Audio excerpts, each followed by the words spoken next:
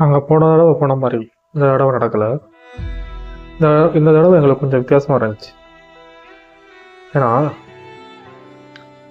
எங்ககிட்ட அவங்க கொஞ்சம் அவங்களோட சில தேவைகள் எங்ககிட்ட கேட்க ஆரம்பித்தாங்க. இந்த ஐயாலாம் எங்ககிட்ட வந்து வீல் சேரில் அந்த சேர் உடஞ்சிருக்குன்னு சொல்லி சொன்னார். அந்த சேரை நான் சரி பண்ணி தரேன்னு சொல்லியிருக்கேன். நெக்ஸ்ட் வீக் நான் கட்டாயம் வந்து உங்களுக்கு சரி பண்ணி தரேங்கயா, ஏன்னா நைட் ஆயிடுச்சு அப்படின்னு சொல்லி சொல்லியிருந்தேன். நைட் இடத்துல எங்கேயும் கடை இருக்காது, பண்ண முடியாது, ஏன்னா சண்டே நாங்கள் கொடுக்குறது. சரி, நான் அதை நோட் பண்ணி வச்சுக்கிட்டேன். ஒரு சில பேர் என்னென்னா எங்ககிட்ட எனக்கு வந்து வேட்டி இல்லைன்னு சொல்லி சொன்னாங்க. ஒரு சில பேர் இல்லைன்னா கட்டை பை வேணும்னு கேட்டாங்க. துணி வைக்க பை வேணும் அப்படின்னு கேட்டாங்க. நான் கட்டாயம் ஐயா வெயிட் பண்ணுங்கள், நான் கட்டாயம் உங்களுக்கு எல்லாருக்கும் நான் கொண்டு வந்து கொடுக்குறேன்னு சொல்லியிருக்கேன். நெக்ஸ்ட் வீக்கு போகிறப்ப அவங்களுக்கு கொடுத்ததை நான் உங்களுக்கு வீடியோ எடுத்து காட்டுறேன். நிறைய பேர் வந்துட்டாங்க, கூட்டமாக வந்து மொத்தமாக வந்து உணவு வேணும்னு கேட்டாங்க. எங்களுக்கே சங்கடமாக போச்சு. கையெடுத்து கும்பிட்றாங்க, அதெல்லாம் வேணாம்னு சொன்னேன். அந்த மாதிரிலாம் நம்ம கையெடுத்து கும்பிட்ற அளவுக்கு நான் பெரிய ஆள் அப்படிலாம் கிடையாதுங்க.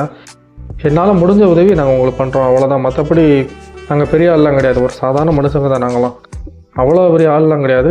கையெடுத்து கும்பிட்ற அளவுக்குலாம் இங்கே அவ்வளோ பெரிய மனுஷன் யாருமே கிடையாது அப்படின்னு அவர்கிட்ட சொல்லிட்டேன். நாங்கள் இருக்குது, எங்களால் முடிஞ்ச மட்டும் உதவி இருக்குது, உதவி பண்ண முடியுதுன்னு நினைக்கிறோம், உதவி பண்ணுறோம். இந்த மாதிரி இன்னும் நிறைய உதவி பண்ண நினைக்கிறவங்க உதவி பண்ணால் ரொம்ப சந்தோஷமாக இருக்கும். இப்படிப்பட்டவங்களுக்கு உதவி பண்ணி இவங்களோட இவங்களோட வாழ்வாதாரம் மாற்றப்பட்டு இவங்க வாழ்நாளில் நம்மளை பற்றி நினைக்கக்கூடிய அளவுக்கு ஒவ்வொரு மனுஷனையும் ஓகே, மனிதர்கள் நம்ம ஒவ்வொரு மனிதனும் கைவிட மாட்டாங்க, நம்மளை மனுஷங்க தானே, யாரையும் கைவிட மாட்டாங்க, இந்த ஜாதி வேறுபாடு எதுவுமே இல்லாமல் ஒரு அணைச்சி போவாங்க அப்படிங்கிற மாதிரி அவங்க புரிஞ்சுக்கணும்.